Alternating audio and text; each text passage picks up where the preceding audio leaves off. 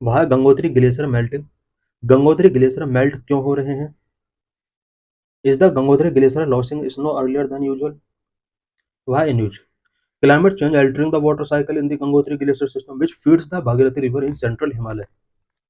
Climate change Gangotri glacier system के water cycle को alter कर रहा है, जो सेंट्रल हिमालय के भागीरथी रिवर को वाटर प्रोवाइड करता है।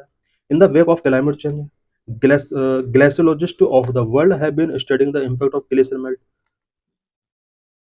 क्लाइमेट चेंज की वजह से वर्ल्ड के ग्लेशियोलिस्ट ने ग्लेशियर मेल्ट पर ग्लेशियर मेल्ट के क्या क्या इम्पैक्ट हैं इससे रिलेटेड स्टडी कर रहे हैं। Which glaciers make up Gangotri glacier system. Gangotri glacier system के अंडर कौन कौन से ग्लेशियर्स आते हैं? Gangotri glacier system comprises the glaciers Meru 7 kilometre square, Raktavaran 30 kilometre square, Chaturangi 75 kilometre square and largest glacier Gangotri 140 square kilometre.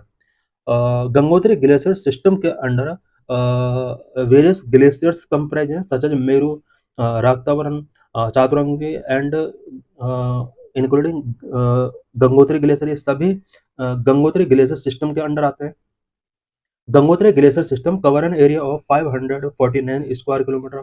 549 square kilometre area को ये कवर करती है।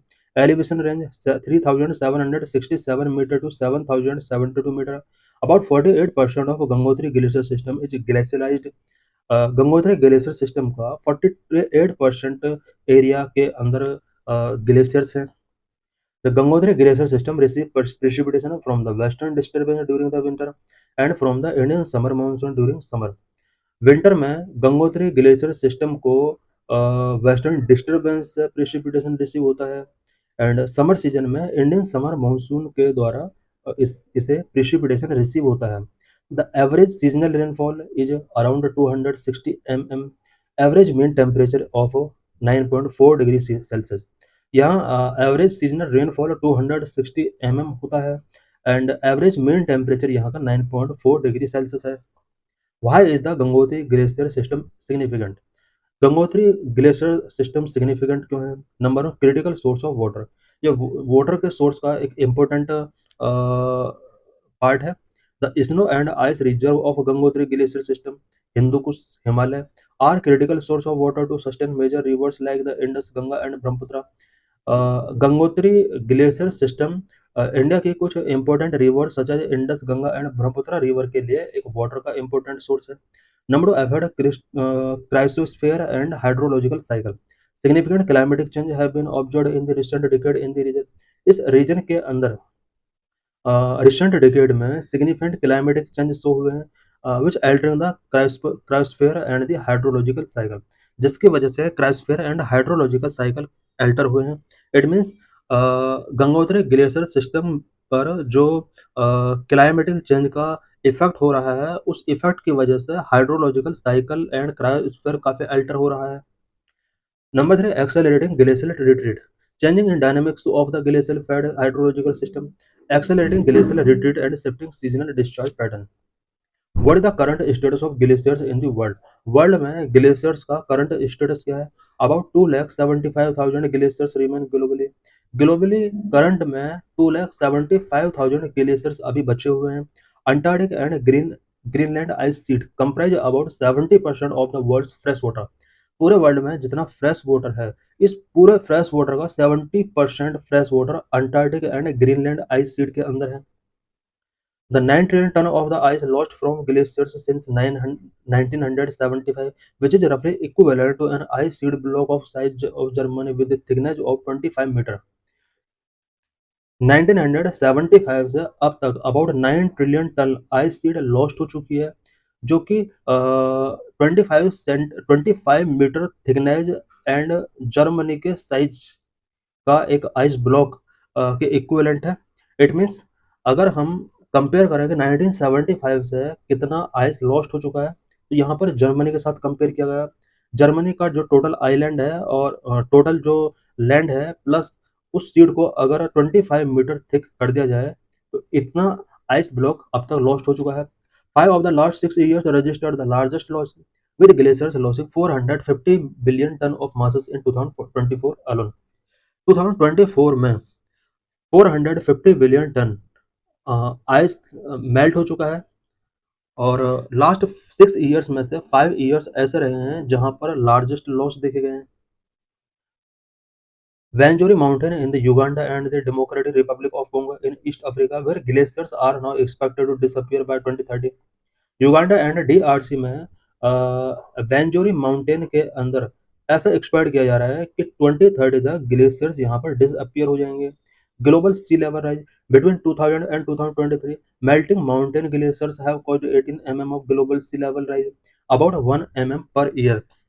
2000 से 2023 के बिटवीन माउंटेन ग्लेशियर के मेल्ट होने की वजह से ocean sea level about 18 millimetre तक यहाँ पर राइज हुआ है। It means per year 1 mm ocean sea level यहाँ पर इंक्रीज हो रहा है। Every millimetre can expose up to 3 lakh people to annual flooding, according to the world glacier monitoring service. World glacier monitoring service के according every millimetre अगर sea level rise होता है तो इसकी वजह से फ्लड आएंगे और इस फ्लड की वजह say about 3 lakh people expose हो सकते हैं। Cause of melting glaciers, glacier melting होने के क्या क्या कॉजेज हैं? The primary contributor of the ice loss is climate change caused by the burning of fossil fuel. सबसे बड़ा जो कॉज है वो फॉसिल फ्यूल बर्न होने की वजह से जो क्लाइमेट चेंज हो रहा है, ग्लोबल वार्मिंग जो इंक्रीज हो रहा है, ये आइस लॉस का सबसे प्राइमरी कंट्रीब्यूटर है। Social economic and climate impacts of glacier melting, glacier melting का social economic and climatic impact क्या है? Number 1, global temperature higher. Glacier melting अगर इसी तरह से होता रहा है तो ग्लोबल टेम्परेचर हाई हो सकता है। The dramatic ice loss is expected to accelerate as climate change caused by the burning of fossil fuels with global temperature higher. Dramatic ice loss अगर होता रहा तो इसकी वजह से क्लाइमेट चेंज हो सकता है और क्लाइमेट चेंज जो होगा ये कहीं ना कहीं ग्लोबल टेम्परेचर को हायर करेगा। Number 2, exercise economic environmental and social problems across the world as sea level rise and these key water sources dwindle। Sea level अगर राइज होता है तो वाटर सोर्सेज dwindle होंगे और इसकी वजह से economic environmental and social problems exercise हो सकती हैं। Number 3, rise sea level, glacier one of the largest contributor to sea level rise, putting millions at risk of devastating floods and damaging water routes। Sea level rise का एक largest contributor glacier का melting होना है। Millions of people flood की वजह से affect हो सकते हैं। Number 4, impact on mountain communities, about 1.1 billion people live in mountain communities we suffer the most immediate impact of glacier loss. About 1.1 billion people mountain communities में living करते हैं और इनके ऊपर ग्लेशियर लॉस का सबसे ज़्यादा और इमीडिएट इम्पैक्ट पड़ेगा। Number 5, rising in natural calamities, rising temperature are expected to worsen drought in the areas that rely on snowpack for fresh water. जिन एरियाज में लोग फ्रेश वाटर के लिए स्नोपैक पर डिपेंड रहते हैं, टेम्परेचर राइज होने का सबसे ज़्यादा जो इम्पैक्ट पड़ेगा वो इन्हीं के ऊपर पड़ेगा, बिकॉज टेम्परेचर राइज होने की वजह से ड्रॉट वर्सन होंगे। It also increase both the severity and frequency of hazards like avalanches, landslides, flash flood and glacier lake outburst floods. Glacier melt होने की वजह से जो ड्रॉट आएगा या जो टेम्परेचर इंक्रीज होगा इसकी वजह से हजार्ड्स की सिविरिटी एंड फ्रीक्वेंसी बढ़ सकती है, such as avalanches, landslide, flash floods, glacier lake outburst flood increase होंगे।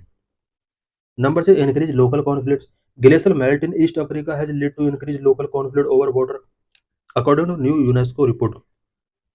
न्यू यूनेस्को रिपोर्ट के अकॉर्डिंग ग्लेशियर मेल्ट जो हुए हैं अफ्रीका में, इसकी वजह से वाटर को लेकर लोकल कॉन्फ्लिक्ट्स काफी इंक्रीज हुए हैं। This is PYQ related to this article,